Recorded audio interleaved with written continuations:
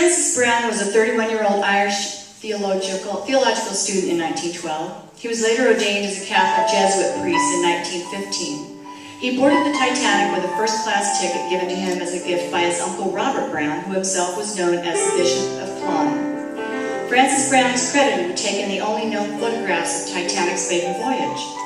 He boarded Titanic at Southampton and traveled to Cherbourg, France, and then to Queenstown, where he would disembark the ship and escape Titanic's fate after only a day and a half of travel. Francis was an avid amateur photographer, and with his camera in hand, he quickly became friends, of course, with chief purser Hugh McElroy, who gave Francis the run of the ship to photograph.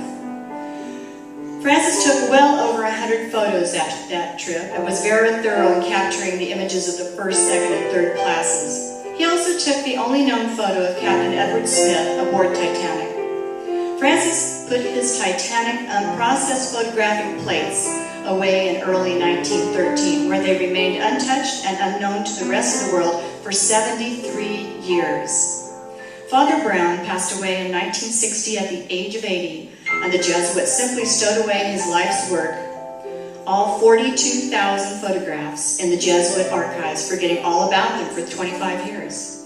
In 1985, the negatives were discovered in a trunk, duplicated, cataloged, and remain in the possession of the Jesuits today.